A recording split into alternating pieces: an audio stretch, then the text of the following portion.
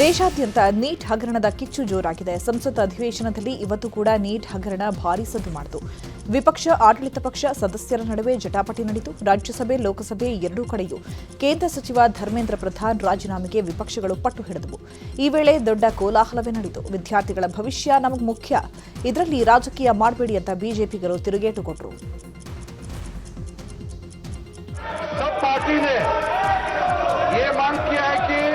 NEET पे चर्चा होना चाहिए।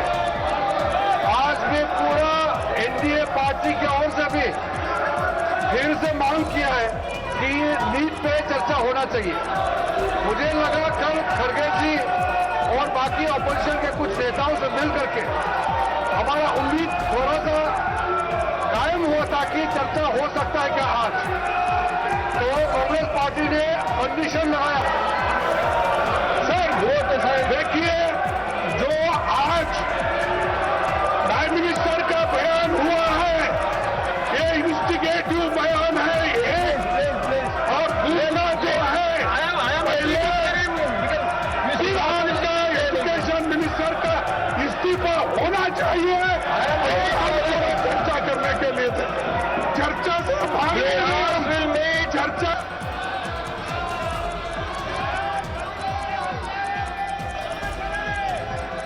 प्रश्नकाल श्री विद्युत वरण महतो जी। धन्यवाद सभापति महोदय। अंकित प्रश्न 61 सर विद्युत वरण जो किसी को नहीं बोलने दूंगा प्रश्नकाल के अंदर। प्रश्नकाल नहीं करना चाहते, सदन नहीं चलाना चाहते तो मैं बैठ जाता हूं। आप मुद्दों पर चर्चा नहीं करना चाहते। मैं सभी माननीय सदस्यों के सत्ता पक्ष और प्रतिपक्ष के माननीय सदस्यों से आग्रह करता हूं कि वो प्रश्नकाल के बाद आए, चर्चा करें। नियमों के तहत मैं इस विषय पर चर्चा ದೆಹಲಿಯಲ್ಲಿ ನೀಟ್ ಹಗರಣದ ಪ್ರತಿಭಟನೆ ಜೋರಾಗಿದೆ. ಸಚಿವ ಪ್ರಧಾನ್ ರಾಜೀನಾಮೆಗೆ ಆಗ್ರಹಿಸಿ ಸಂಸತ್ ಆವರಣದಲ್ಲಿ ಇಂಡಿಯಾ ಕೂಟ ಸದಸ್ಯರಿಂದ ಪ್ರತಿಭಟನೆ ನಡೆಯಿತು. ಪ್ರತಿಭಟನೆಯಲ್ಲಿ ರಾಹುಲ್ ಗಾಂಧಿ, ಮಲ್ಲಿಕಾರ್ಜುನ್ ಖರ್ಗೆ, ಪ್ರಿಯಾಂಕಾ ವಾದ್ರಾ ಸೇರಿದಂತೆ ಹಲವರು ಭಾಗಿಯಾಗಿದ್ದರು. ಈ ವೇಳೆ ಎನ್ಡಿಎ ಸಂಸದರು ಕೂಡ ಪ್ರತಿಭಟನೆ ಮಾಡಿ ವಿಪಕ್ಷಗಳಿಗೆ ಕೌಂಟರ್ ಕೊಟ್ಟರು. ಸಚಿವರ ರಾಜೀನಾಮೆ ಯಾಕೆ, ತನಿಖೆ ಮಾಡ್ತಿದ್ದೀವಿ, ತಪ್ಪಿತಸ್ಥರಿಗೆ ಕಠಿಣ ಶಿಕ್ಷೆ ಆಗತ್ತೆ ಅಂತ ಎನ್ಡಿಎ ನಾಯಕರು ಹೇಳಿದರು. चंदा चोर चंदा चोर चंदा चोर चंदा चंदा चोर चंदा चोर चंदा चोर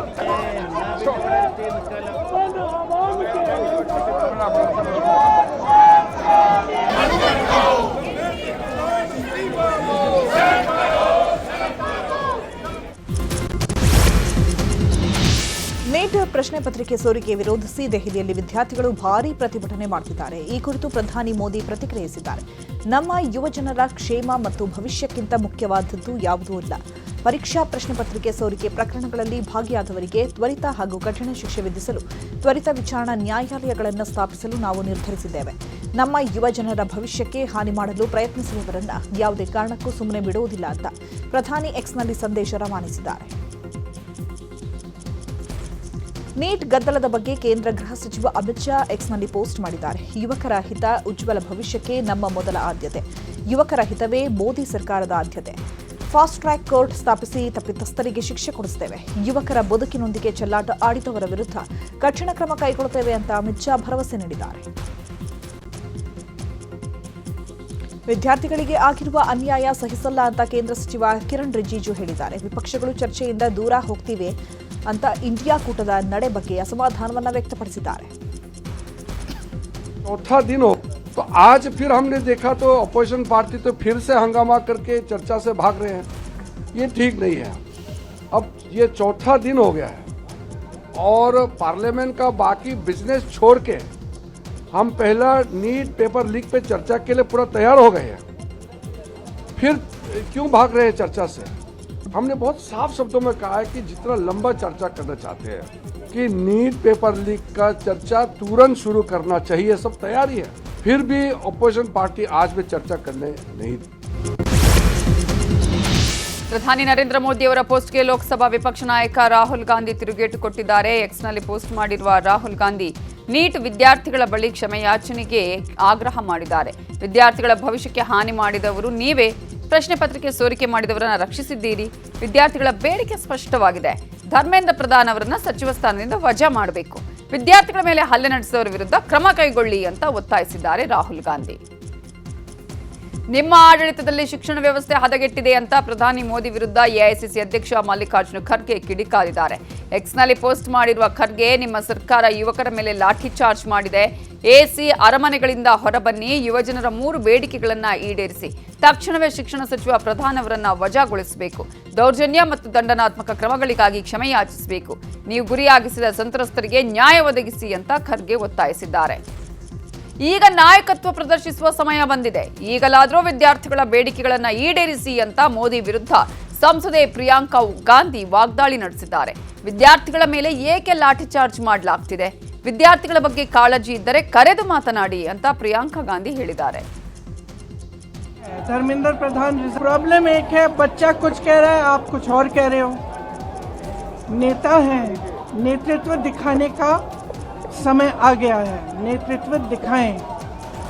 बच्चे कुछ कह रहे हैं, पहले उनकी बात सुने. उनकी मांगे क्या है? स्पष्ट मांगे हैं. धर्मेंद्र प्रधान रिजाइन करे. दूसरा कि जितने भी जिन्होंने इनको मारा है, पीटा है, उन पे कार्रवाई हो. तीसरी इनकी डिमांड, जितनी भी डिमांड है इनको पहले आप फुलफिल करो ना. इतना मुश्किल नहीं है. सिस्टम में भरोसा टूट गया है, बच्चों का, स्टूडेंट्स का भरोसा टूट गया है. तो सिस्टम द्वारा अगर आप कोई सोल्यूशन देंगे तो बच्चा उसको एक्सेप्ट नहीं करेगा. ये सिंपल सी बात है जो सब माँ बाप जानते हैं. ये सिंपल सी बात है जो हमारे प्रधानमंत्री, हमारे नेता को जानना चाहिए. अगर उन्हें सोल्यूशन देना है, वो बच्चों की बात सुने, जो बच्चों की मांग. ದೆಹಲಿಯಲ್ಲಿ ಯುವ ಜನತೆ ಮೇಲೆ ನಡೆದ ಲಾಠಿ ಚಾರ್ಜ್ ಅನ್ನ ಸಿಜೆಪಿ ಸಂಸ್ಥಾಪಕ ಅಭಿಜಿತ್ ದೀಪ್ಗೆ ಖಂಡಿಸಿದ್ದಾರೆ. ಸಿಜೆಪಿ ಮೇಲೆ ನಡೆದ ಲಾಠಿ ಚಾರ್ಜ್ ಕ್ರೂರವಾಗಿತ್ತು. ಲಾಠಿ ಚಾರ್ಜ್ ನಡೆಸಿದವರ ವಿರುದ್ಧ ಕೋರ್ಟ್ಗೆ ಹೋಗ್ತೇವೆ ಅಂತ ಅಭಿಜಿತ್ ದೀಪ್ಗೆ ವಾಗ್ದಾಳಿ ನಡೆಸಿದ್ದಾರೆ. ಸೋನಂ ವಾಂಗ್ಚುಕ್ ಅವರ ಉಪವಾಸ ಸತ್ಯಾಗ್ರಹ ಮುಂದುವರೆದಿದೆ. ನಮ್ಮ ಬೇಡಿಕೆ ಈಡೇರುವವರೆಗೂ ಪ್ರತಿಭಟನೆ ಮಾಡ್ತೇವೆ ಅಂದಿದ್ದಾರೆ Abhijit ದೀಪ್ಗೆ. afford to lose his life. ये बाहर से लोग जो लाठी चार्ज हुआ है उस पर मैं बोल चुका हूँ. It was very brutal. और जिन पुलिस ऑफिसर्स ने ये करा है उनको लेकर हम कोर्ट में जाएंगे. और हमारे प्रोटेस्ट का आज 34th डे है. सोनम सर की हंगर स्ट्राइक जारी है. आज उनकी हंगर स्ट्राइक का 26th डे है. तो जब तक हमारी डिमांड्स पूरी नहीं होती तब तक हमारा प्रोटेस्ट जारी रहेगा. But we are requesting Sonam sir to end his hunger strike because we cannot afford to lose his life. ये बाहर से लोग भेजे जा रहे जानबूझकर प्रोटेस्ट को खराब करने के लिए. हम यहाँ पर 1 महीने से बैठे हुए थे. 1 महीने में ऐसी कोई वारदात नहीं हुई. लेकिन अब क्या हो रहा है, जैसे ये प्रोटेस्ट बड़ा हो गया है तो ये बाहर से गुंडे भेजे जा रहे हैं बीजेपी द्वारा जानबूझकर लोगों को उकसाने के लिए. और यही लोग हैं जो पथराव करे बीजेपी के. पुलिस यहाँ पर पत्थरों के ट्रक लाकर रखती है. बीजेपी के गुंडे आते हैं, वो पत्थरबाजी करते हैं और फिर कॉकरोच जनता पार्टी के लोगों को बदनाम करते हैं. तो जो लाठी चार्ज हुआ है उस पर मैं बोल चुका हूँ. ದೆಹಲಿಯಲ್ಲಿ ನೀಟ್ ಹೋರಾಟದ ವಿಚಾರವಾಗಿ ಮಾಜಿ ಸಂಸದ ಪ್ರತಾಪ್ ಸಿಂಹ ಪ್ರತಿಕ್ರಿಯಿಸಿದ್ದಾರೆ. ಈ ವಿಚಾರದಲ್ಲಿ ಪರಸ್ಪರ ದೋಷಾರೋಪ ಮಾಡೋದಿಲ್ಲ. ನೀಟ್ ಪ್ರಶ್ನೆ ಪತ್ರಿಕೆ ಸೋರಿಕೆಯಾಗಿರೋದು ನಮಗೆಲ್ಲ ನೋವಾಗಿದೆ. ಕಾಂಗ್ರೆಸ್ ಸರ್ಕಾರದಲ್ಲಿ ಆಗಿದ್ದರೆ ಯಾರೂ ಬೇಜಾರು ಮಾಡ್ಕೊಳ್ತಿರ್ಲಿಲ್ಲ. ನೀಟ್ ಅಕ್ರಮದಲ್ಲಿ ಭಾಗಿಯಾದವರನ್ನ ಪತ್ತೆ ಮಾಡಿ ಜೈಲಿಗೆ ಕಳುಹಿಸುವ ಕೆಲಸವನ್ನ ನರೇಂದ್ರ ಮೋದಿ ಮಾಡಿದ್ದಾರೆ ಅಂತ ಮೈಸೂರಲ್ಲಿ ಪ್ರತಾಪ್ ಸಿಂಹ ಹೇಳಿದ್ದಾರೆ. ಪ್ರಶ್ನೆ ಪತ್ರಿಕೆ ಈ ವಿಚಾರದಲ್ಲಿ ಪರಸ್ಪರ ದೋಷಾರೋಪಣೆಯನ್ನು ಮಾಡುವುದಿಲ್ಲ. ನೀಟ್ ಅನ್ನೋದು ಬಹಳ ಗುರುತರವಾದಂತಹ ಒಂದು ಪರೀಕ್ಷೆ. ಆ ಪರೀಕ್ಷೆಯ ಪ್ರಶ್ನೆ ಪತ್ರಿಕೆ ಸೋರಿಕೆಯಾಗಿದ್ದು ನಮ್ಮೆಲ್ಲರಿಗೂ ಕೂಡ ಬೇಸರವನ್ನು ತಂದಿದೆ, ನಮಗೂ ಮುಜುಗರ ಆಗಿದೆ. ಇದು ಕಾಂಗ್ರೆಸ್ ಸರ್ಕಾರದಲ್ಲಿ ಆಗಿದ್ದಿದ್ರೆ ಯಾವ್ದು ಮಾಮೂಲಿ ಬಿಡು, ಪ್ರಶ್ನೆ ಪತ್ರಿಕೆಯನ್ನು ಸೋರಿಕೆಯನ್ನು ಮಾಡ್ತಾರೆ. ಆದರೆ ನಮ್ಮ ಹೆಮ್ಮೆಯ ಪ್ರಧಾನಿ ನರೇಂದ್ರ ಮೋದಿಜಿಯವರು ಈ ಪ್ರಕರಣದಲ್ಲಿ ನ್ಯಾಷನಲ್ ಟೆಸ್ಟಿಂಗ್ ಏಜೆನ್ಸಿದ ಸಮಸ್ಯೆ ಇದೆಯಾ, ಇಲ್ಲಿ ಮಂತ್ರಿಗಳ ಸಮಸ್ಯೆ ಇದೆಯಾ, ಅಥವಾ ಈ ಸಮಸ್ಯೆನಲ್ಲಿ ಯಾರು ಭಾಗಿಯಾಗಿದ್ದಾರೆ ಅದರ ಆಳಕ್ಕೆ ಹೋಗಿ ಅವರನ್ನು ದಂಡಿಸುವಂಥ ಕೆಲಸಕ್ಕೆ ತಕ್ಷಣಕ್ಕೆ ಮುಂದಾದರು. ಈ ವಿಚಾರದಲ್ಲಿ ಪರಸ್ಪರ ದೋಷಾರೋಪಣೆಯನ್ನು ಮಾಡುವುದಿಲ್ಲ. ನೀಟನ್ನು ನೀಟ್ ಪ್ರಶ್ನೆ ಪತ್ರಿಕೆ ಸೋರಿಕೆ ಪ್ರಕರಣದ ತನಿಖೆಯ ಚಾರ್ಜ್ ಶೀಟ್ ಸಲ್ಲಿಕೆಗೆ ಸಿಬಿಐ ಸಿದ್ಧತೆ ಮಾಡಿಕೊಂಡಿದೆ. ಪ್ರಶ್ನೆ ಪತ್ರಿಕೆ ಲೀಕ್ ಆರೋಪಿಗಳ ವಿರುದ್ಧ ಮುಂದಿನ ವಾರ ಕೋರ್ಟ್ಗೆ ಸಿಬಿಐ ಅಧಿಕಾರಿಗಳು ಚಾರ್ಜ್ ಶೀಟ್ ಸಲ್ಲಿಸುವ ಸಾಧ್ಯತೆ ಇದೆ. ಫಾಸ್ಟ್ ಟ್ರ್ಯಾಕ್ ಕೋರ್ಟ್ ಬಗ್ಗೆ ಪ್ರಧಾನಿ ಮೋದಿ ಹೇಳಿದ ಬೆನ್ನಲ್ಲೇ ಚಾರ್ಜ್ ಶೀಟ್ಗೆ ಸಿಬಿಐ ಸಿದ್ಧತೆ ಮಾಡಿಕೊಂಡಿದೆ. ಇದುವರೆಗೂ ಸಂಗ್ರಹಿಸಿದ ಸಾಕ್ಷ್ಯ ಹಾಗೂ ಆರೋಪಿಗಳ ವಿರುದ್ಧ ತನಿಖೆಯ ವರದಿಯನ್ನು ಮುಂದಿನ ವಾರ ಕೋರ್ಟ್ಗೆ ಸಲ್ಲಿಸಲು ಅಧಿಕಾರಿಗಳು ನಿರ್ಧರಿಸಿದ್ದಾರೆ. ಬೆಂಗಳೂರಿನ ಕೆಪಿಸಿಸಿ ಕಚೇರಿ ಬಳಿ ಬಿಜೆಪಿ ನಾಯಕರ ಮೇಲೆ ಮೊಟ್ಟೆ ಹೊಡೆದ ಪ್ರಕರಣ ಸಂಬಂಧ ಆರೋಪಿಗಳನ್ನು ಪೊಲೀಸರು ಬಂಧಿಸಿದ್ದಾರೆ. ಮೊಟ್ಟೆ ಹೊಡೆದಿದ್ದ ಪ್ರಮುಖ ಆರೋಪಿ ಪುಣ್ಯೇಶ್ ಸೇರಿ 9 ಮಂದಿಯನ್ನು ಶಿವಾಜಿನಗರ ಪೊಲೀಸರು ಅರೆಸ್ಟ್ ಮಾಡಿದ್ದು ವಿಚಾರಣೆ ಮಾಡುತ್ತಿದ್ದಾರೆ. ಬಂಧಿತರೆಲ್ಲರೂ ಕಾಂಗ್ರೆಸ್ ಕಾರ್ಯಕರ್ತರು ಎನ್ನಲಾಗಿದೆ. ನೂರುಲ್ಲಾ, ಹರೀಶ್, ಸೋಯಬ್, ಪುಣ್ಯನಾಯ್ಕ್ ಸೇರಿದಂತೆ 9 ಮಂದಿಯನ್ನು ಬಂಧಿಸಿ ವಿಚಾರಣೆ ಮಾಡಲಾಗ್ತಿದೆ. ಮೊಟ್ಟೆ ಕೊಟ್ಟವರು ಯಾರು, ಎಲ್ಲಿಂದ ತಂದ್ರಿ, ಪೂರ್ವ ನಿಯೋಜಿತ ಕೃತ್ಯನಾ ಅಂತ ಪೊಲೀಸರು ವಿಚಾರಣೆ ಮಾಡ್ತಿದ್ದಾರೆ. ಕರ್ನಾಟಕದಲ್ಲೂ ಕಾಂಗ್ರೆಸ್ ಬಿಜೆಪಿ ನೀಟ್ ಸಂಘರ್ಷ ಜೋರಾಗಿದೆ. ನಿನ್ನೆ ಕೆಪಿಸಿಸಿ ಕಚೇರಿ ಬಿಜೆಪಿ ಶಾಸಕ ಬಿಪಿ ಹರೀಶ್ ಮೇಲೆ ಮೊಟ್ಟೆ ದಾಳಿಯಾಗಿತ್ತು. ಈ ಘಟನೆಯನ್ನ ಖಂಡಿಸಿ ಇವತ್ತು ಬಿಜೆಪಿ ನಾಯಕರು ವಿಧಾನಸೌಧದ ಗಾಂಧಿ ಪ್ರತಿಮೆ ಬಳಿ ಪ್ರತಿಭಟನೆ ಮಾಡಿದ್ದಾರೆ. ಮೊಟ್ಟೆ ಎಸೆದ ಆರೋಪಿಗಳ ವಿರುದ್ಧ ಕ್ರಮಕ್ಕೆ ಒತ್ತಾಯಿಸಿ ಕಾಂಗ್ರೆಸ್ ನಾಯಕರ ವಿರುದ್ಧ ಬಿಜೆಪಿ ನಾಯಕರು ಆಕ್ರೋಶವನ್ನ ವ್ಯಕ್ತಪಡಿಸಿದರು. ಕರ್ನಾಟಕದ ಕೊತ್ವಾಲ್ ಸರ್ಕಾರಕ್ಕೆ ಧಿಕ್ಕಾರ ಎಂಬ ಭಿತ್ತಿ ಪತ್ರಗಳನ್ನು ಹಿಡಿದು ಪ್ರತಿಭಟನೆ ಮಾಡಿದ್ದಾರೆ. ಇನ್ನು ಮೊಟ್ಟೆ ಎಸೆದ ಪ್ರಕರಣಕ್ಕೆ ಸಂಬಂಧಪಟ್ಟಂತೆ ರಾಜ್ಯಪಾಲರಿಗೆ ಬಿಜೆಪಿ ನಾಯಕರು ದೂರನ್ನು ಕೊಟ್ಟಿದ್ದಾರೆ. ರಾಜ್ಯದಲ್ಲಿ ಆಡಳಿತವಿಲ್ಲ, ಅರಾಜಕತೆ ಇದೆ. ಅರಾಜಕತೆಯಿಂದ ಏನು ಬೇಕಾದರೂ ಮಾಡಬಹುದು ಅಂತ ಈ ಸರ್ಕಾರ ಅಂದ್ಕೊಂಡಿದೆ. ನೀಟ್ ವಿರುದ್ಧದ ಹೋರಾಟದ ಲಾಭ ಪಡೆಯೋದಕ್ಕೆ ಕಾಂಗ್ರೆಸ್ ಹೊರಟಿದೆ ಅಂತ ಬಿಜೆಪಿ ಶಾಸಕ ಸುರೇಶ್ ಕುಮಾರ್ ಕಿಡಿಕಾರಿದ್ದಾರೆ. ಪೊಲೀಸರು ಕಾಂಗ್ರೆಸ್ ಪರವಾಗಿ ಕೆಲಸ ಮಾಡ್ತಿದ್ದಾರೆ. ರಾಜ್ಯದಲ್ಲಿ ಗೂಂಡಾ ಸಂಸ್ಕೃತಿ ಇದೆ ಅಂತ ಸಿಟಿ ರವಿ ಗುಡುಗಿದ್ರು. ಇನ್ನು ಇದೇ ವಿಚಾರವಾಗಿ ರವಿಕುಮಾರ್, ಆರ್ ಅಶೋಕ್, ಬಿವೈ ವಿಜಯೇಂದ್ರ, ಜನಾರ್ದನ ರೆಡ್ಡಿ, ಛಲವಾದಿ ನಾರಾಯಣಸ್ವಾಮಿ ಕೂಡ ಸರ್ಕಾರದ ವಿರುದ್ಧ ವಾಗ್ದಾಳಿ ನಡೆಸಿದ್ದಾರೆ. ರಾಜ್ಯದಲ್ಲಿ ಆಡಳಿತ ಪಕ್ಷ ಆಳ್ವಿಕೆ ಮಾಡಬೇಕು, ಅರಾಜಕತೆ ಎಬ್ಬಿಸಬಾರ್ದು. ನಮ್ಮ ಶಾಸಕ ಹರೀಶ್ ಅವರಲ್ಲಿ ಹೋಗ್ತಾ ಇದ್ದಾಗ ನಡ್ಕೊಂಡು ಅವರೇನು ಘೋಷಣೆ ಕೂಗ್ತಾ ಇರಲಿಲ್ಲ, ಏನೂ ಕೂಗ್ತಾ ಇಲ್ಲ. ಅವ್ರ ಕಡೆ ನುಗ್ಗಿ ಮೊಟ್ಟೆಯಲ್ಲಿ ಹೊಡೆದು ಕೋಲಲ್ಲಿ ಹೊಡೆಯೋಕೆ ಪ್ರಯತ್ನ ಪಡೋದು, ಅದು ಅವರೇ ಹೇಳೋ ಪ್ರಕಾರ 45 ಜನ ನುಗ್ಗಿ ಹೊಡೆಯೋದು, ಇದು ತೋರಿಸೋದೇ ಇದು ಅರಾಜಕತೆಯ ಒಂದು ಪ್ರತೀಕ. ತಿಳಿಯಾದ ನೀರನ್ನು ಕದಡೋ ಒಂದು ಪ್ರಯತ್ನ ಮಾಡ್ತಾ ಇದ್ದಾರೆ. ವಿದ್ಯಾರ್ಥಿಗಳನ್ನ ತಮ್ಮ ರಾಜಕೀಯ ಉದ್ದೇಶಕ್ಕೋಸ್ಕರ ಒಂದು ಅಸ್ತ್ರವನ್ನಾಗಿ ಮಾಡ್ಕೊಳ್ತಾ ಇದ್ದಾರೆ. ನೀವು ಪ್ರಧಾನಮಂತ್ರಿ ಕಚೇರಿ ಮುಂದೆ ಹೋಗಿ ಮನೆ ಮುಂದೆ ಹೋಗಿ ಪ್ರತಿಭಟನೆ ಮಾಡ್ಬೋದು, ಅದು ನಿಷೇಧಿತ ವಲಯ. ಅಲ್ಲಿ ಹೋಗಿ ನೀವು ಪ್ರತಿಭಟನೆ ಮಾಡ್ಬೋದು. ನಿಮ್ಮ ಕಚೇರಿ ಮುಂದೆ ನಾವು ಪ್ರತಿಭಟನೆ ಮಾಡಬಾರ್ದಾ? ನೀವು ಪ್ರಧಾನಮಂತ್ರಿಗಳ ಬಗ್ಗೆ ಅವ್ಯಾಚ್ಯ ಶಬ್ದಗಳ ಭಾಷೆಯನ್ನು ಬಳಕೆ ಮಾಡಿದ್ರಿ. ನಾವು ಯಾವ ರೀತಿ ಅವ್ಯಾಚ್ಯ ಶಬ್ದಗಳು ಯಾವ ಭಾಷೆಯನ್ನು ನಾವು ಬಳಕೆ ಮಾಡಿಲ್ಲ. ನೀವು ಗುಂಡಾಗಿರಿ ತೋರಿಸಿದ್ರಿ. ನಿಮ್ಮ ಭಾಷೆ, ನಿಮ್ಮ ಗುಂಡಾಗಿರಿ ಅದೇನು ಬ್ರಹ್ಮವಿದ್ಯೆ ಅಲ್ಲ, ನಮಗೆ ಬರೋಕ್ಕಾಗದೇ ಇರೋ ವಿದ್ಯೆ ಅಲ್ಲ. ಆದರೆ ನಾವು ಕರ್ನಾಟಕದ ರಾಜಕೀಯ ಸಂಸ್ಕೃತಿಗೆ ತಕ್ಕಂತೆ ನಡ್ಕೊಂಡಿದ್ದೀವಿ. ನೀವು ನಿಮ್ಮ ಆ ದಿನಗಳ ಗುಂಗಿನಲ್ಲಿ ಗುಂಡಾಗಳ ರೀತಿ ನಡ್ಕೊಂಡಿದ್ದೀರಿ. ನಿಮ್ಮ ಭಾಷೆ ನಮಗೂ ಬರುತ್ತೆ. ನಿಮ್ಮದೇ ರೀತಿಯಲ್ಲಿ ಉತ್ತರ ಕೊಡೋದಕ್ಕೆ ಭಾಳ ಕಷ್ಟ ಏನಲ್ಲ. ನಾವು ನಿಮ್ಮದೇ ರೀತಿಯಲ್ಲಿ ಉತ್ತರ ಕೊಡೋಕೆ ಕೊಟ್ಟರೆ ನೀವು ಭಾಳ ದಿನ ರಸ್ತೆಯಲ್ಲಿ ಓಡಾಡೋಕ್ಕಾಗಲ್ಲ. ಈ ರಾಹುಲ್ ಗಾಂಧಿ ಅಂತಹ ಹೇಳಿ ಚರ್ಚೆ ಮಾಡಕ್ಕೆ ತಯಾರಿಲ್ಲ. ಪಾರ್ಲಿಮೆಂಟ್ ಒಳಗಡೆ ಭಾಗವಹಿಸಿ ಈ ರೀತಿ ಪಲಾಯನವಾದವನ್ನ ಮಾಡಿರ್ತಕ್ಕಂಥ, ಚರ್ಚೆಯನ್ನ ಬಿಟ್ಟು ಓಡಿ ಹೋಗ್ತಾ ಇರ್ತಕ್ಕಂಥ ಈ ರಾಹುಲ್ ಗಾಂಧಿಯ ಹೇಳಿತನದ ವಿರುದ್ಧ ನಾವು ಇವತ್ತು ಹೋರಾಟವನ್ನ ಮಾಡ್ತಾ ಇದ್ದೀವಿ. ಮತ್ತೆ ನಮ್ಮ ಏನು ಹರೀಶ್ ಅವರ ಮೇಲೆ, ಡಾಕ್ಟರ್ ಅಶ್ವಥ್ ನಾರಾಯಣ ಅವರ ಮೇಲೆ, ರಾಮಮೂರ್ತಿ ಅವರ ಮೇಲೆ ಮೊಟ್ಟೆಯಿಂದ ದಾಳಿಯನ್ನು ಮಾಡಿದ್ದಾರೆ. ಪೊಲೀಸರ ಸುರ್ಪದಿಯಲ್ಲಿರೋ ಬಸ್ಸು ನಮ್ದು. ವಿರೋಧ ಪಕ್ಷದ ನಾಯಕರು ಇಬ್ಬರು ಇದ್ದೀರಿ. ವಿರೋಧ ಪಕ್ಷದ ನಾಯಕರು ನಮ್ಮೆಲ್ಲ ಶಾಸಕರಿದ್ದಾರೆ, ಮಾಜಿ ಮಂತ್ರಿ ಇದ್ದಾರೆ. ಒಂದು ಕಾಮನ್ ಸೆನ್ಸ್ ಬೇಡವಂದ್ರಿ, ಪ್ರೊಟೆಕ್ಷನ್ ಕೊಡಬೇಕು ಅಂತ ಹೇಳ್ಬಿಟ್ಟು ಕಾಂಗ್ರೆಸ್ ಆಫೀಸ್ ಮುಂದೆ 200 ಜನ ಪ್ರೊಟೆಕ್ಷನ್. ನಮ್ಮ ಬಸ್ಗೆ ಒಬ್ಬನು ಪ್ರೊಟೆಕ್ಷನ್ನೇ ಇಲ್ಲ. ನಮ್ಮನ್ನ ಆ ರೋಡಲ್ಲಿ ಕರ್ಕೊಂಡು ಹೋಗಿದ್ದು ಯಾಕೆ? ಮೊದಲನೇ ಪ್ರಶ್ನೆ. ಮತ್ತೆ ಬಸ್ ಅಲ್ಲಿ ನಿಲ್ಸಿದ್ದು ಯಾಕೆ? ಮತ್ತೆ ಪ್ಲಾನ್ ಆಗಿ ಮೊಟ್ಟೆಗಳು ಎಲ್ಲಿಂದ ಬಂತು? ಎಲ್ಲ ಮೊಟ್ಟೆ ಅಂಗಡಿ ಇತ್ತು ಅಲ್ಲಿ ಸುತ್ತಮುತ್ತ. ಎಲ್ಲ ಕಾಂಗ್ರೆಸ್ ಆಫೀಸಿಂದ ಕರಿಕೋಟ್ ಎಲ್ಲ ಹಾಕೊಂಡ್ಬಂದಿದ್ರು ಅಲ್ಲಿ.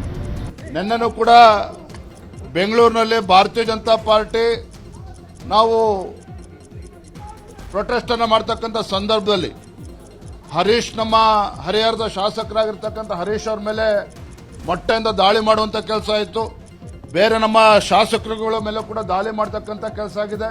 ಏನು ಗುಂಡಾ ಸರ್ಕಾರ ಇದೆ ಕಾಂಗ್ರೆಸ್ ರಾಜ್ಯದಲ್ಲಿ? ಗುಂಡಾ ಸರ್ಕಾರ ಇದೆ ಅಂತೇಳಿ ಕಾಂಗ್ರೆಸ್ ಪುಡಾರಿಗಳೇ ಒಪ್ಕೊಂಡಿದ್ದಾರೆ. ಇವತ್ತು ಇವರು ಪ್ರೀಪ್ಲ್ಯಾನ್ಡ್ ಅಂದರೆ ಮೊಟ್ಟೆಗಳನ್ನು ಮತ್ತು ಲಾಂಗ್ಗಳನ್ನು ಎಲ್ಲದನ್ನು ಪ್ರತಿಯೊಂದು ಕೂಡ ರೆಡಿ ಮಾಡಿ ಇಟ್ಕೊಂಡಿರುವಂಥದ್ದು.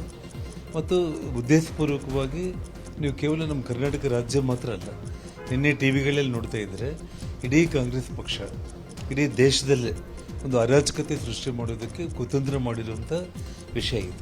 ಯಾವುದೋ ಒಂದು ರೀತಿಯಲ್ಲಿ ಇವತ್ತು ಹರೀಶ್ ಅವರಿಗೆ ನೇರವಾಗಿ ಫಿಸಿಕಲ್ ಆಗಿ ಅವರು ಮೊಟ್ಟೆ ಹೊಡೆಯೋದ್ರ ಜೊತೆಗೆ ಕೈಯಿಂದ ಕೂಡ ಅವರು ಥಳಿಸಿದ್ದಾರೆ ಅನ್ನುವಂಥದ್ದನ್ನು ಕಾಂಗ್ರೆಸ್ ಪಕ್ಷ, ಅದು ಇವತ್ತು ರಾಷ್ಟ್ರೀಯ ಕಾಂಗ್ರೆಸ್ ಪಕ್ಷ ಅಲ್ಲ, ಕಾಕ್ರೋಚ್ ಕಾಂಗ್ರೆಸ್ ಪಕ್ಷ ಅಂತ ನಾವು ಹೆಸರು ಬದಲಾವಣೆ ಮಾಡ್ಕೋಬೇಕು. ಇಡೀ ರಾಜ್ಯದ ಜನ ಇವತ್ತು ಮಾತಾಡ್ತಾ ಇದ್ದಾರೆ, ಇದು ಗೂಂಡಾ ಸರ್ಕಾರ.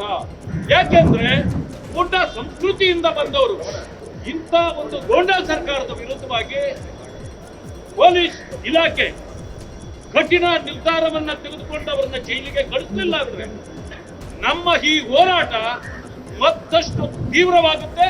ಇಡೀ ರಾಜ್ಯದಲ್ಲಿ ನಮ್ಮ ಈ ಸಂಘಟಿತ ಹೋರಾಟ ಮಾಡಿ ಪ್ರಜಾಪ್ರಭುತ್ವ ವ್ಯವಸ್ಥೆಯನ್ನು ಎತ್ತಿ ಹಿಡಿಯತಕ್ಕಂಥ, ಸಂವಿಧಾನದ ಮೌಲ್ಯಗಳನ್ನು ಎತ್ತಿ ಹಿಡಿಯತಕ್ಕಂಥ ಕೆಲಸವನ್ನ ನಮ್ಮ ಪಕ್ಷದ ಮುಖಂಡರು ಮತ್ತು ಕಾರ್ಯಕರ್ತರು ಸೇರಿ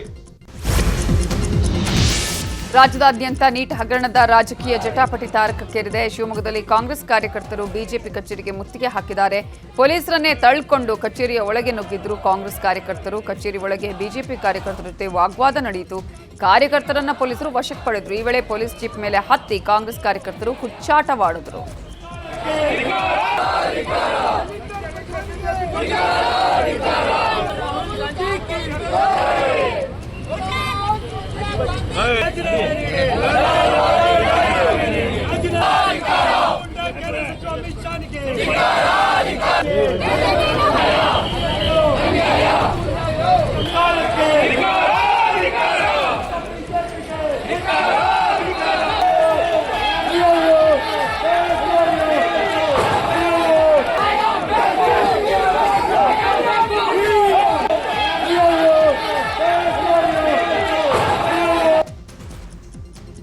ಇನ್ನು ಬಿಜೆಪಿಗರು ಕೂಡ ರಸ್ತೆ ತಡೆದು ಪ್ರತಿಭಟನೆ ಮಾಡಿ ಕಾಂಗ್ರೆಸ್ ವಿರುದ್ಧ ಆಕ್ರೋಶವನ್ನು ವ್ಯಕ್ತಪಡಿಸಿದರು. ಇದೇ ವೇಳೆ ಶಿವಮೊಗ್ಗ ಜಿಲ್ಲಾ ಕಾಂಗ್ರೆಸ್ ಕಚೇರಿಗೆ ನುಗ್ಗಿದ ಬಿಜೆಪಿ ಕಾರ್ಯಕರ್ತರು ಮೊಟ್ಟೆ ಎಸೆದು ಫ್ಲೆಕ್ಸ್ ಹಾರಿದು ಆಕ್ರೋಶ ವ್ಯಕ್ತಪಡಿಸಿದ್ದಾರೆ.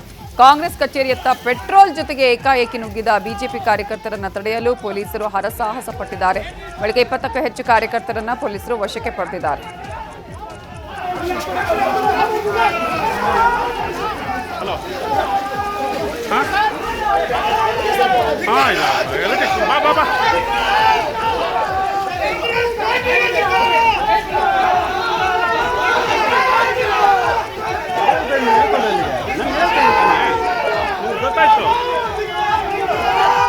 ಬಿಜೆಪಿ ಕಾರ್ಯಕರ್ತರ ವರ್ತನೆ ಖಂಡಿಸಿದ ಕಾಂಗ್ರೆಸ್ ಕಾರ್ಯಕರ್ತರು ಮಳೆಯಲ್ಲೇ ಪ್ರತಿಭಟನೆ ನಡೆಸಿದ್ದಾರೆ. ಕಾಂಗ್ರೆಸ್ ಕಚೇರಿಗೆ ಮುತ್ತಿಗೆ ಹಾಕಿದ್ದಕ್ಕೆ ಪ್ರತಿಯಾಗಿ ಪ್ರತಿಭಟನೆ ನಡೆಸಿದ್ದಾರೆ. ಕಾಂಗ್ರೆಸ್ ಕಚೇರಿ ಎದುರು ಬಿಜೆಪಿ ವಿರುದ್ಧ ಧಿಕ್ಕಾರ ಕೂಗಿದ್ದಾರೆ. ನಂತರ ಕಾಂಗ್ರೆಸ್ ಕಾರ್ಯಕರ್ತರನ್ನು ವಶಕ್ಕೆ ಪಡೆದ ಪೊಲೀಸರು ಬಸ್ಸಲ್ಲಿ ಕರೆದೊಯ್ದಿದ್ದಾರೆ.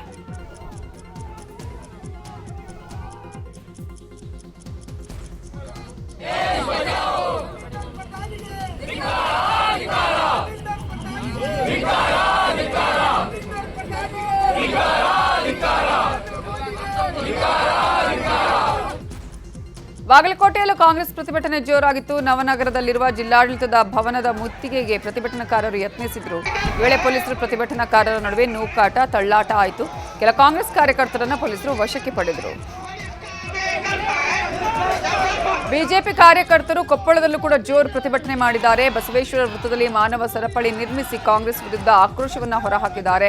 ಎಂಎಲ್ಸಿ ಹೇಮಲತಾ ನಾಯಕ್, ಮಾಜಿ ಸಂಸದ ಶಿವರಾಮೇಗೌಡ, ಮಾಜಿ ಶಾಸಕ ಪರಣ್ಣ ಮುನವಳ್ಳಿ ಸೇರಿದಂತೆ ಹಲವರು ಈ ಪ್ರತಿಭಟನೆಯಲ್ಲಿ ಭಾಗಿಯಾಗಿದ್ದರು.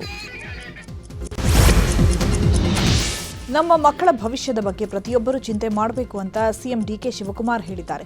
ಭಾರತ ಟ್ಯಾಲೆಂಟ್ ಹಬ್, ನಮ್ಮಲ್ಲಿರುವಂತಹ ಟ್ಯಾಲೆಂಟ್ ಬೇರೆ ಎಲ್ಲೂ ಇಲ್ಲ. ಪ್ರತಿಭಟನೆಯನ್ನ ಸ್ವಂತ ಇಚ್ಛೆಯಿಂದ ಮಾಡಲು ಹೊರಟಿದ್ದಾರೆ.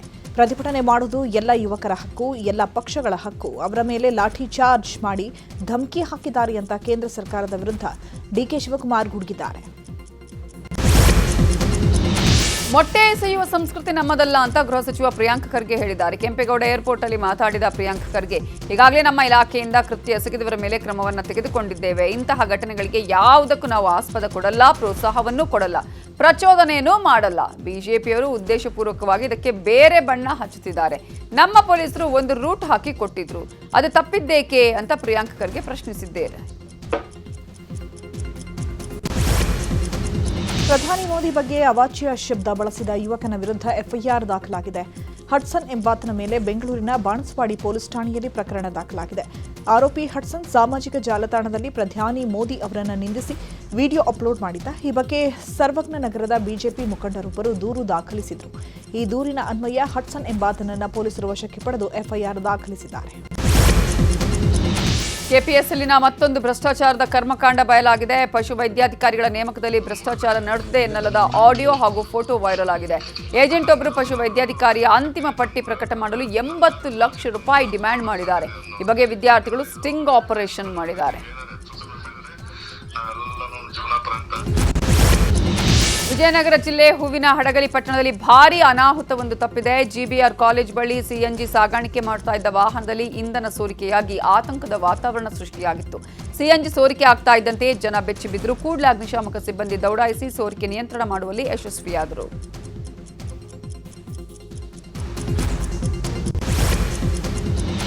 ತೆಂಗಿನಕಾಯಿ ಕದ್ದ ಆರೋಪ ಹಿನ್ನೆಲೆ ಮಹಿಳೆ ಮೇಲೆ ಹಲ್ಲೆ ಮಾಡಲಾಗಿದೆ. ಚಿಕ್ಕಮಗಳೂರು ಜಿಲ್ಲೆ ಕಡೂರು ತಾಲೂಕಿನ ಪಾತೇನಗಳ್ಳಿ ಗ್ರಾಮದಲ್ಲಿ ಘಟನೆ ನಡೆದಿದೆ.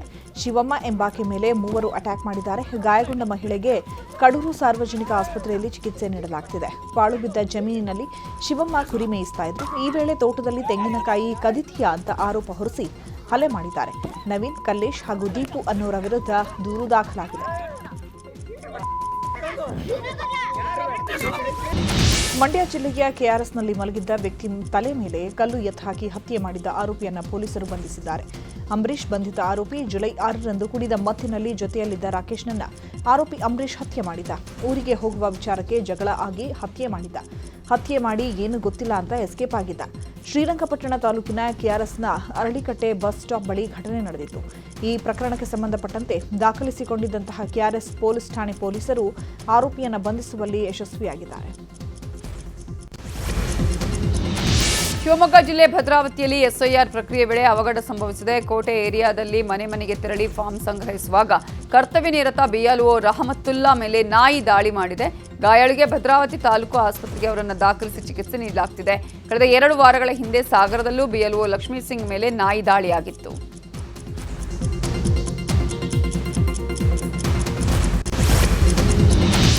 ಬೆಂಗಳೂರಲ್ಲಿ ಫುಟ್ಪಾತ್ ಒತ್ತುವರಿ ತೆರವು ಕಾರ್ಯಾಚರಣೆ ಮುಂದುವರೆದಿದೆ. ಸರ್ಕಾರದ ಅಧೀನ ಸಂಸ್ಥೆಯ ಅಂಗಡಿ ಮುಂಗಟ್ಟುಗಳಿಗೂ ಒತ್ತುವರಿ ತೆರವು ಬಿಸಿ ತಟ್ಟಿದ್ದು, ಫುಟ್ಪಾತ್ ಮೇಲಿರುವ ನಂದಿನಿ ಬೂತ್, ಹ್ಯಾಂಡ್ಲೂಮ್ಸ್, ಪಾದುಕೆ ಕುಟೀರ, ಬೆಸ್ಕಾಂ ಟ್ರಾಮ್ಸ್ ಫಾರ್ಮ್ಗಳನ್ನು ತೆರವು ಮಾಡುವುದಕ್ಕೆ ಜಿಬಿಎ ಸಿದ್ಧತೆ ಮಾಡಿಕೊಂಡಿದೆ. ಈ ಸಂಬಂಧ ಆಯಾ ಇಲಾಖೆಗಳಿಗೆ ನಗರ ಪಾಲಿಕೆ ಇಂಜಿನಿಯರ್ಗಳು ಪತ್ರ ಬರೆದು ಮಾಹಿತಿ ಕೇಳಿದ್ದಾರೆ. ರಾಮನಗರದಲ್ಲಿ ಬಿಡದಿ ಟೌನ್ಶಿಪ್ ಜಟಾಪಟಿ ಜೋರಾಗಿದೆ. ಟೌನ್ಶಿಪ್ ಯೋಜನೆ ವಿರೋಧಿಸಿ ರೈತರ ಹೋರಾಟ 500ನೇ ದಿನಕ್ಕೆ ಕಾಲಿಟ್ಟಿದೆ. ಇವತ್ತು ಟೌನ್ಶಿಪ್ ಯೋಜನೆ ಕುರಿತು ಪಬ್ಲಿಕ್ ಹಿಯರಿಂಗ್ ನಡೀತಾ ಇದೆ. ಮೈಸೂರು ದಸರಾದಲ್ಲಿ ಕಂಬಳ ಆಯೋಜನೆಗೆ ವಿರೋಧ ವ್ಯಕ್ತವಾಗಿದೆ. ಮೈಸೂರಿನ ಹಳೆ ಡಿಸಿ ಕಚೇರಿ ಬಳಿ ಕರ್ನಾಟಕ ಸೇನಾ ಪಡೆ ವತಿಯಿಂದ ಪ್ರತಿಭಟನೆ ನಡೆಯಿತು. ಯಾವುದೇ ಕಾರಣಕ್ಕೂ ದಸರಾಗೆ ಕಂಬಳ ಬೇಡ ಅಂತ ಘೋಷಣೆಗಳಿಗೆ ಕೂಗಿ ಪ್ರತಿಭಟನೆ ಮಾಡಿದ್ದಾರೆ ಕರ್ನಾಟಕ ಸೇನಾ ಪಡೆ ಸದಸ್ಯರು. ಶಿವಮೊಗ್ಗ ಜಿಲ್ಲೆಯ ಭದ್ರಾವತಿ ತಾಲೂಕಿನಲ್ಲಿ ಪೊಲೀಸರು ಬಿಗ್ ಆಪರೇಷನ್ ಮಾಡಿದ್ದಾರೆ. ಹೊಳೆಹೊನ್ನೂರು ವ್ಯಾಪ್ತಿಯ ಜಂಬರಘಟ್ಟ ಸಮೀಪ ನಡೀತಾ ಇದ್ದಂತಹ ಹೈಟೆಕ್ ಜೂಜು ಆಟವನ್ನು ಡ್ರೋನ್ ಮೂಲಕ ಪತ್ತೆ ಹಚ್ಚಿ ಪೊಲೀಸರು ದಾಳಿ ನಡೆಸಿದ್ದಾರೆ. ದಾವಣಗೆರೆ ಜಿಲ್ಲೆ ಚನ್ನಗಿರಿ ತಾಲೂಕಿನ ಕುಳೆನೂರು ಗ್ರಾಮದಲ್ಲಿ ಕೇಬಲ್ ಕಳ್ಳ ರೆಡ್ ಹ್ಯಾಂಡ್ ಆಗಿ ತಗಲಾಕೊಂಡಿದ್ದು, ಕೇಬಲ್ ಕಳ್ಳತನಕ್ಕೆ ಯತ್ನಿಸ್ತಾ ಇದ್ದ ವೇಳೆ ಆರೋಪಿ ಅಣ್ಣಪ್ಪ ಸಿಕ್ಕಿಬಿದ್ದಿದ್ದಾನೆ. ಹಲವು ದಿನಗಳಿಂದ ಗ್ರಾಮದಲ್ಲಿ ನಿರಂತರ ಮೋಟಾರ್ ಕೇಬಲ್ ಕಳ್ಳತನ ನಡೀತಾ ಇತ್ತಂತೆ.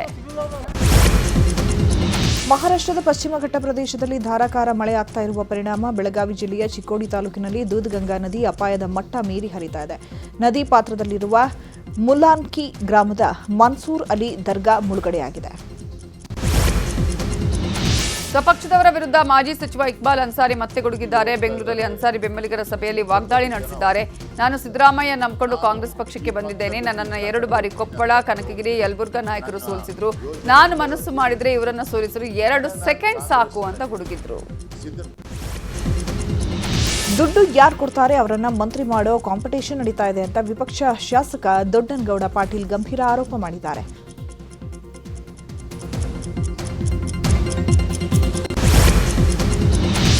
ಮಂಗಳೂರಲ್ಲಿ ಭಯೋತ್ಪಾದನಾ ನಿಗ್ರಹದ ಕುರಿತು ಅಣಕು ಕಾರ್ಯಾಚರಣೆ ನಡೆದಿದೆ. ಬಿಲ್ಡಿಂಗ್ ಮೇಲೆ ಎನ್ಎಸ್ಜಿಯಿಂದ ಹೆಲಿಕಾಪ್ಟರ್ ಹಾರಾಟ ನಡೆಸಿ ಅಣಕು ಪ್ರದರ್ಶನವನ್ನು ಮಾಡಲಾಯಿತು.